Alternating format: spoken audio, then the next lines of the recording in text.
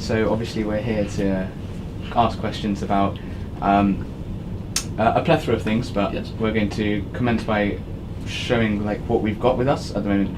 So Sen is in the year above, so Yes. he has started up several initiatives such as the Tiffin Journal of General Medicine, where prospective students write about perhaps undergraduate degree level medical issues and anatomy, etc. Then we have the Tiffin Anatomy Society. Like last week we went through some dissections, we did some dissections, and then Sen has his own MedicAid-UK, which is a charity he set up. Yep. And the purpose of this interview is to ask questions mainly about you, your training times, your routines, what your medical school was like, etc., and the wide spectrum of opportunities that you can get post-graduate degree. And I'm not sure if someone wants to start the first question. So yes, the question that we will be asked to interview is, why do you want to do medicine? May we ask, why did you want to do medicine? You can do. I mean, it's always a difficult question. It's quite a nice question to ask in an interview, and for two reasons. There's number one, it gives you insight into the candidate and their reasoning behind something, and also it's a nice soft opening for people, just like now.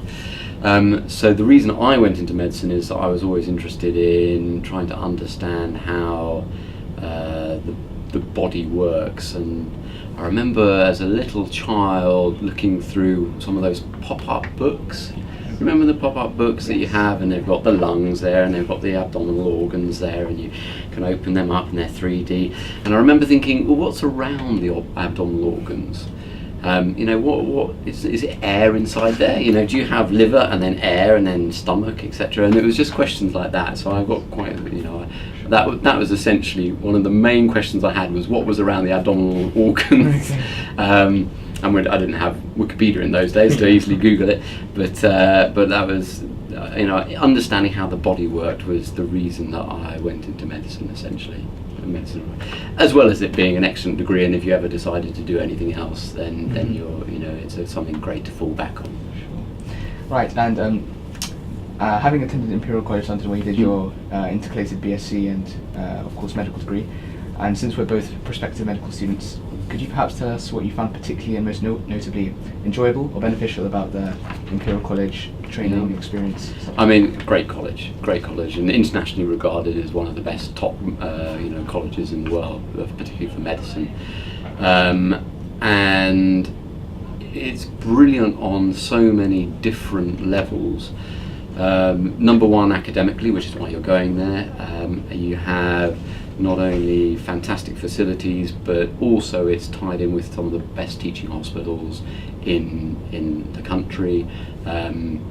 So you've got your preclinical years with great academia, and then your clinical years, you've got brilliant experience in fantastic hospitals. So they've got those two things. The next thing is it's tied in with all the rest of Imperial College. So your ability to develop new innovations and to really create things is just fantastic, and really it's trying to push itself forward now as a main leader in that field. So it really is fantastic from that point of view. You've got your physics and engineering and all the other things there. A really fantastic college, and then on top of that you're in one of the greatest cities in the world. I've made lifelong friends who I'm still very, very close with. So if you get the opportunity to go there, take it. It's just a brilliant place. I can't recommend it enough. Brilliant.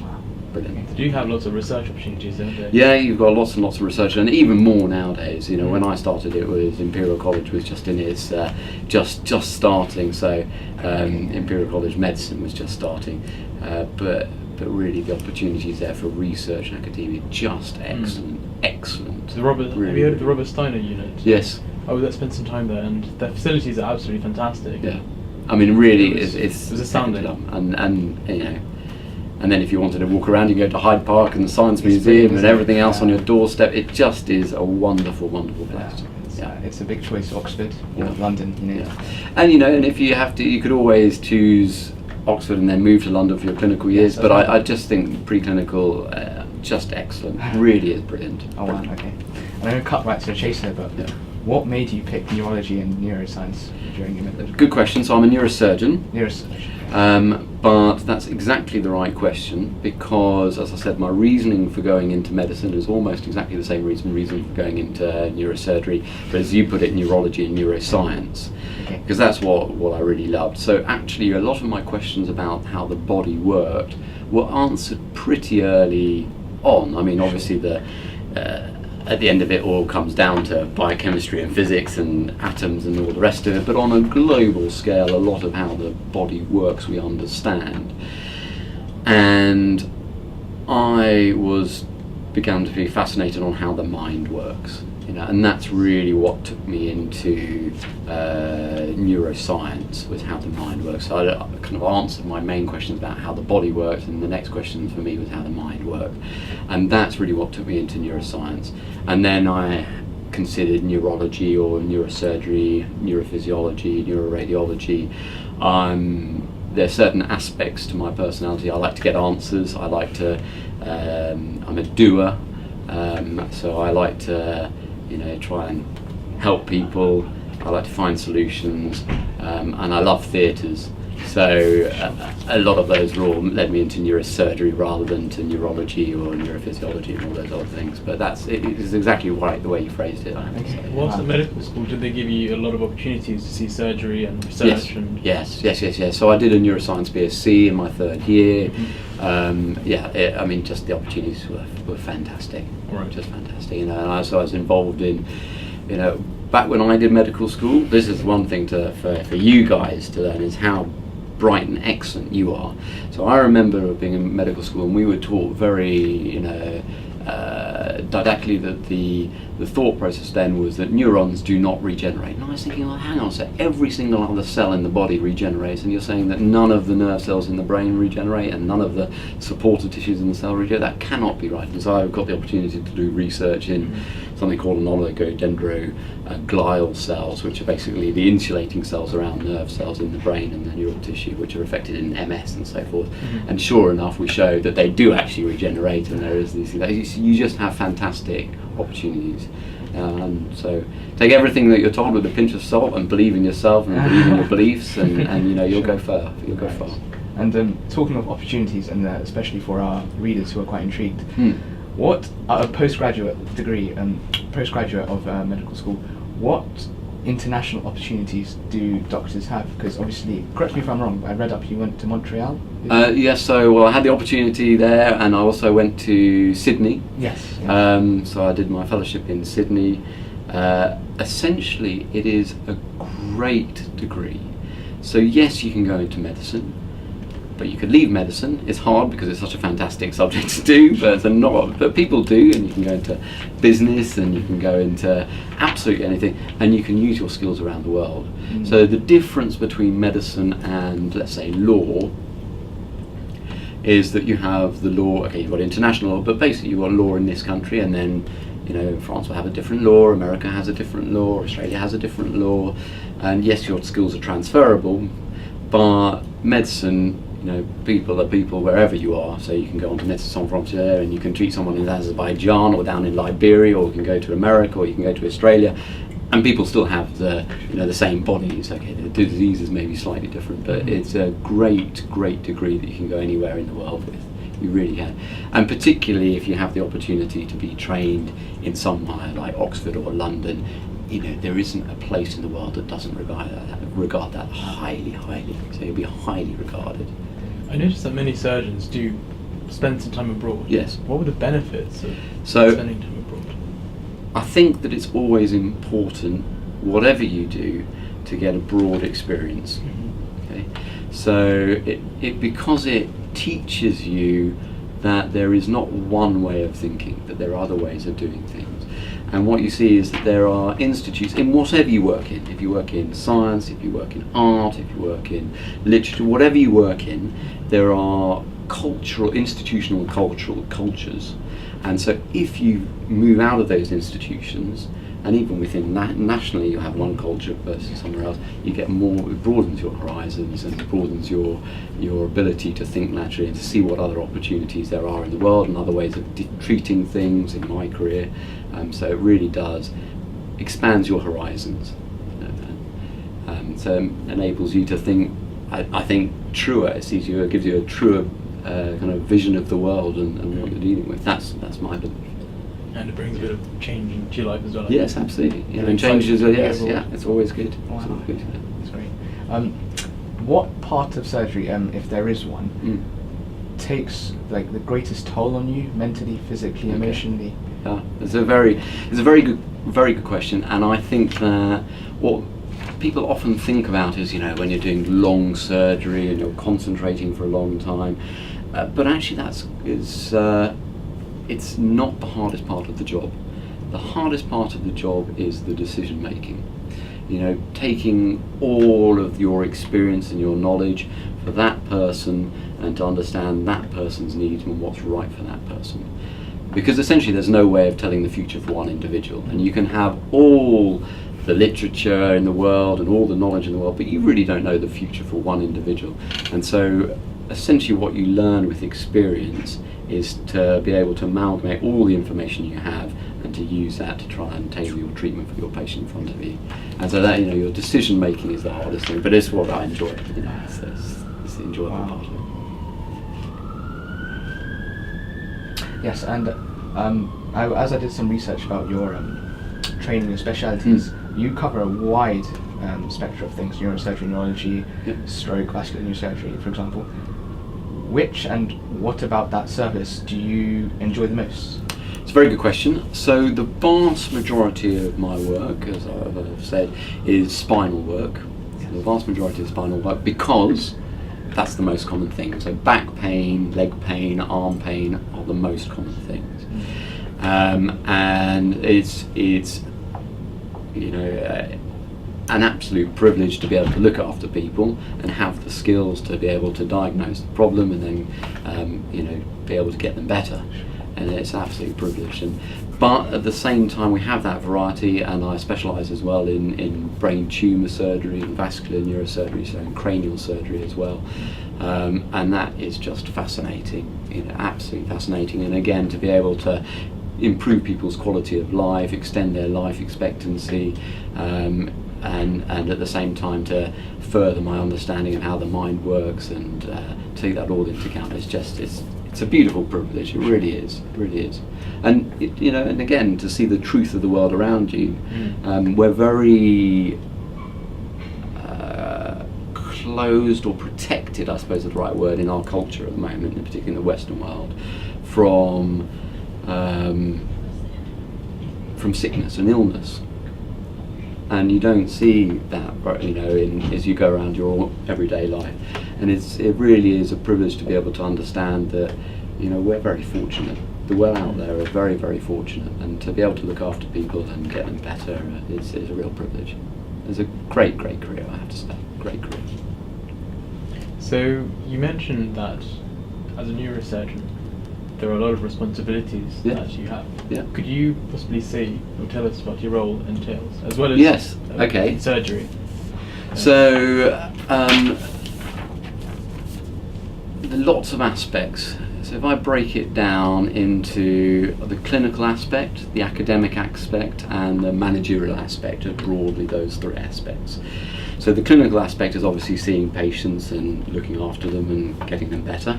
And as I spoke now about spinal surgery, cranial surgery, tumour surgery, and vascular surgery.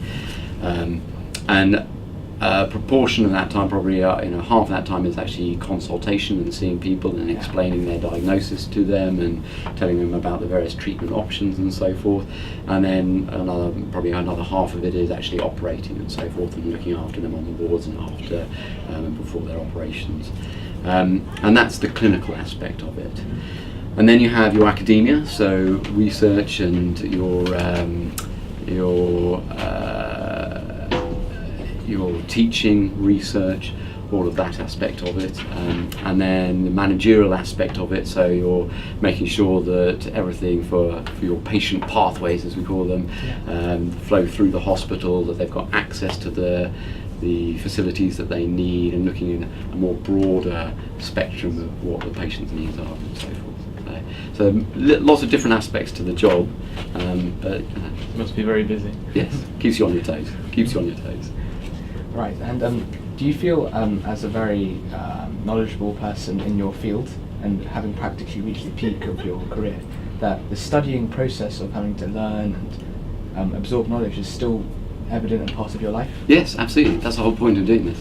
That's the whole point of doing it. That's why I went into medicine, that's why I went into neurosurgery, because the things we don't know is the possibility of to continue learning. That's what I enjoy. And that's like I said, the reason I went into medicine is because there were things I wanted to understand. There were things I went into neurosurgery, things I wanted to understand. So that ability for lifelong learning is just joyous. Yeah, I was just going to ask, do you think a doctor should be learning all his life? Yeah, absolutely. Yeah, absolutely. Yeah. So I noticed in neurosurgery the importance of the multidisciplinary team. Could you tell us a bit more, just in case our readers are not too sure about it? Okay, so that's to you, the readers, or the people watching the video. No, so there are many aspects to a neurosurgical patient, and obviously the operation is just one aspect of it. But there are many different things that a patient needs. So, for example, from our simplest surgery, such as, I don't know, someone with a nerve which is trapped down in the hand, to someone who has a slipped disc. Afterwards, to try and get them back to their everyday life, they will need ongoing kind of inputs of physiotherapy, someone to talk to them, explain them, what exercises they can do to try and prevent this coming back again, looking at lifestyle factors to try and prevent this coming back again and get them as healthy as possible. So you've got all of those side of things. So that's physiotherapists who look at those movements and so forth. Occupational therapists that look at how someone lives at home and look at what they do for a living and how their home situation can be optimized.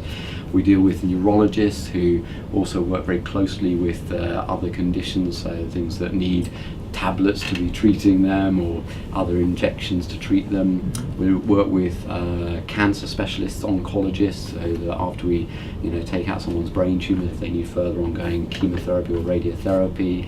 We work very closely with the radiologists, so when people have the scans, that we make sure that we're interpreting the scans in the right way. So it's a whole team, and obviously, of course, the nurses and all the rest of our colleagues that we work very closely with every day. So, and I noticed, what's work experience with the 8 AM meetings? Yes. They're very useful, aren't they? Yes, So absolutely. everyone knows about the patient. Yeah. And and to discuss, there's the axiom that you don't know what you think until you've said it. So to think through your thoughts is very important, to try and verbalise them. So if you've got a difficult case, to be able to verbalise that with your colleagues, get their input on things is very, very helpful. Very, very helpful. If I can recommend a book to any of you, it's called something called Thinking Fast, Thinking Slow by the Nobel laureate Daniel Kahneman, who's an economist, and I'd recommend that to everyone to read. It enables you to, just the difference between intuition and an immediate thought process, between standing back and having a little slower thought about things. And it basically shows you some of the faults in human cognition and the way we think, which again is an interest of mine. Okay. It's very good. And being a consultant neurologist and a neurosurgeon at the same time, can you describe to us like what a day is like or a week is like being in your shoes? Busy, keeps you on your toes, keeps you interested. So I've kind of generally gone through that a little bit. We tend to, wake up at 6:30, something like that. Go to the ward, see a few of our patients. Then we have an 8 o'clock meeting, which is a teaching meeting where we go through all of the admissions overnight and go through that with all the rest of our team and one or two of the radiologists as well, and make a plan for it. And then you'll move on at 9 o'clock, you'll have your clinic, or 8:30 you'll have your theatre start and either spend the day in theatre or stay on the day in clinic, or you'll have occasional managerial meetings or multidisciplinary team meetings, and keeps you on your toes. And then after you finish your hard day's work, you get back home and you eat something, rest, and then back to work the next day. Yes. Do you feel that doctors get any or maybe a lot of free time? Yeah, it depends on what you do. So yes, and it depends on what's important in your life. A lot of people that go into medicine have that drive and like to be stimulated, and so a lot of them are workaholics to an extent, and just love working. But you do have that ability to spend some time with your family, and so it's not one of my greatest fears going into medicine was that I wouldn't see my family at all. And certainly, I don't see my family as much as some other people, but in any hard-working profession, it's the same. So whether you go into the city or you go into medicine or whatever, you're running your own business, it's the same. We all work. With me and my colleagues and my peers that don't do medicine, I think we all work on a parity, really, depending on what you want to do in life. Yes. I think Henry Marsh's book Do No Harm is quite a good representation of the challenges you may face. Yeah, absolutely. It's great. You did mention that sometimes you had to wake up in the middle of the night and go and see patients that are coming. Yeah. Is that something that you've had? Yes, you do certainly. You do think about. You do take your work home. But as I said, I think in all career where you're passionate about what you do, you'll take your work home. And yeah. So, and like I say, I see it as a privilege. I see it as a privilege to truly see the world around me as it is. That's how I see it. And I believe this is quite a hot topic when it comes to the writers and readers of the journal. What ethical values / standings do you hold when it comes to surgery, your profession, and how does your daily life relate to the legal system, in the sense that... Okay, that is an excellent question. Right. It's an excellent question. It's a very broad question. Yeah, sorry. And essentially the take home is, I think that if you are looking after a patient the way you would look after your brother or your sister or your mother or your father, you're looking after their best interests. So you've always got to ask that question: is this what I would do for my next of kin, for my family? Is that the right thing? But at the same time, you have to balance it against the patient's point of view and the patient's wishes and the patient's beliefs. So you have to balance those two, because obviously the patient may have totally different beliefs to your family. And so it's gauging from the patient what their beliefs are, and it's a discussion with the patient. From the legal profession, I think your question was also, so that's the ethics behind it, and that's a simple answer, is that if you just do something which is patient's best interest, and the way to gauge is what would you do for your family and what would you advise for your family, and then you have a conversation and a discourse with the patient about what they would wish you, so you put your point of view and then you listen and see what their thoughts are about this. Your question also hinted, though, at the medical legal side of things, and it is a concern. I think that I've certainly gone through my medical career always having that in the back of my mind, and I'm always expecting to end up with some medical legal complaint. It hasn't happened to me as yet, but I think everyone expects it. It's an expectation that it will happen, and it really does take its toll, and it takes its toll on doctors, and I think that's probably one of the hardest things. And I'm not sure we've got currently the balance right in this country. Certainly 50 years ago the balance was too far in favour of the doctors. I think at the moment it's swung the other way, and there are excellent, eminent surgeons with years of experience who are fastidious, and I know are brilliant trainers, and I know personally people that they have trained who have said that they were just excellent surgeons. They have no problems with them looking after any member of their family, to the degree that the surgeon was there absolutely every minute of every day and involved in absolutely every operation, and would be very hands-on and not really let his juniors do too much because he was so hands-on. And this is one particular surgeon that I'm thinking of that has ended up in jail for manslaughter for a patient who had a very, very, very severe illness with a 50-60% mortality, if not more, and the patient unfortunately died because he had such a significant illness, and this doctor has ended up in jail for manslaughter. So much knowledge wasted. And that is just a travesty, and unfortunately we are seeing it more, and that is a real concern. It is a real concern. A real concern. I believe in America the occurrence of legal complaints are much higher. It is. People paying for their treatment. It is, but we're moving that way. We are moving that way, and having good doctors end up in jail for manslaughter is not the best of routes. Yeah, and it's not a culture that you want for your essentially it's not a culture that you want your doctors to be in. Yeah. But the balance was too far towards the doctors 40 years ago, and so at the moment we've swung too far that way, and hopefully we'll get a balance in the years to come. Hopefully. Current dilemma going on is about junior doctors. Their pay. A hot issue. What are your opinions on that? Because you do. I've got little doubt. I think it was summed up beautifully recently is that in the UK currently we have a socialist system for the bankers and a capitalist system for everyone else. So essentially that means that if you were to pay for your operation on the open market, you wouldn't pay a tenner for it, which is what people are currently getting for it. Now, I personally think the NHS is absolutely an amazing thing. It is the most efficient health service in the world, bar zero, internationally recognised as probably the top medical system in the world, but it has a massive debt, and one of the things I was very sad about at the last election is that no one wanted to talk about it, and all the parties were saying how much more money they were going to say, and we're going to give an extra 8 billion for it, and just kind of failed to say that actually we're going to give 8 billion but it's 30 billion in deficit. It's already the most efficient health service in the world. You're going to say you're going to make efficiency savings of 30 billion in something that's turnover is 100 billion, so you're going to make a third efficiency savings on the most efficient health service in the world. That's not viable. That's not viable, and essentially it doesn't have the funding it needs.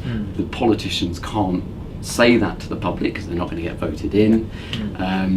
The only cuts they can make are on doctors and nurses' salaries. They can't cut back on hospital services, they can't cut back on equipment, so the only cuts they can make are in salaries, and it essentially needs a zeitgeist paradigm shift towards something else, but the public is not ready for that, and so the politicians won't give it.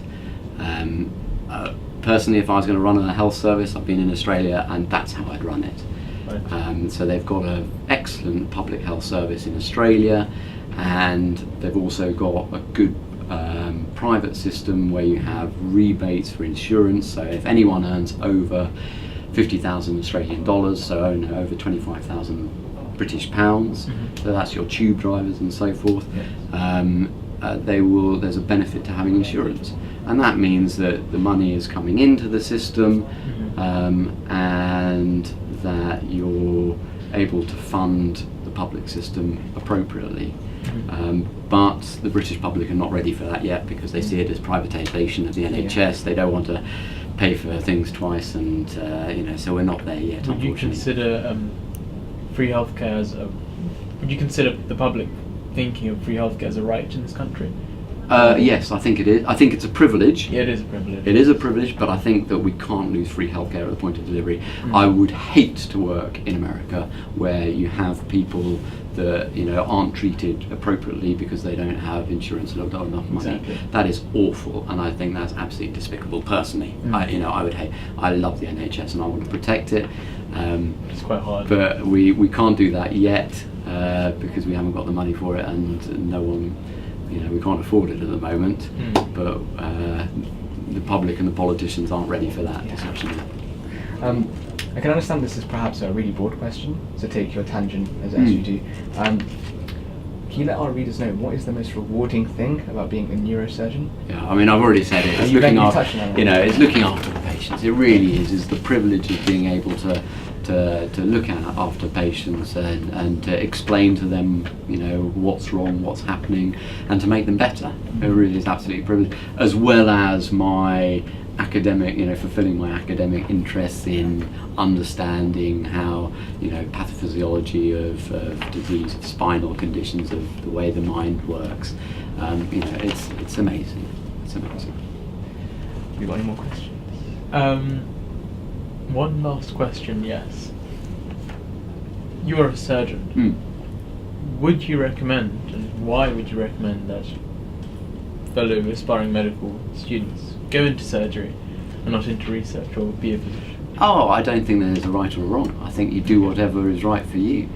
I really do. Like I said, when I took that period when I was doing my neuroscience BSc, and over the next couple of years at the end of medical school, to think who am I, what do I really enjoy doing, what am I really good at, and how am I going to combine all of that aspects of my personality to achieve my goals and maintain my happiness and to be that platonic best citizen that I can be. Yeah. And so for one individual there's not a right answer. Right. You have to work out for yourself during in your journey what makes you happy, what are your skills, what do you enjoy doing. At the same time, I would say that whatever you choose, if you go into it with great gusto, you'll enjoy it. You know, so I think if I could easily have chosen a different path and ended up going into research, going into neurophysiology, and I'd have loved it, you know, and I'd still be the same person, still be working hard, and I'd be loving it. So, you know, we're a very privileged position. Yes. We really are. I did mention that was the last question, but one very last question. Let's say, you know, an aspiring medical student, what qualities would you want to see in them? Enthusiasm. Enthusiasm, intelligence you need, obviously, but enthusiasm is probably the greatest thing. It really is. So if you're enthusiastic, you're hardworking, you're intelligent, and you're bright, you're self-critical. I think that's a real part of intelligence, is being able to work out what you can't do and how you can make yourself better in that sphere. So self-directed learning, being self-critical, but enthusiastic and personable as well. You know, if we're talking about, but you're saying for medical schools, so there are lots of aspects to being a doctor, and you can you know, be someone who's on the front line talking to patients, or you can be someone back in the lab. So, but you know, if you're enthusiastic, you're hardworking, you're bright, good at talking to people, then you know those skills will take you far. Can you extend on the personable? Personable, just to be able to interact with other people. Oh, in that sense. Yeah, interact with other people. Thank you. Well, thank you so much, Mr. Laban. All right, It's been no problem. a pleasure Absolute joy. to Yeah. interview you, and hopefully our readers will enjoy the articles that we'll write, and will enjoy the video, hopefully too. Well, I wish you all the best in your careers in the future. Thank you very much. Thank you. Taking it back. Thank you so much. Right, thank you.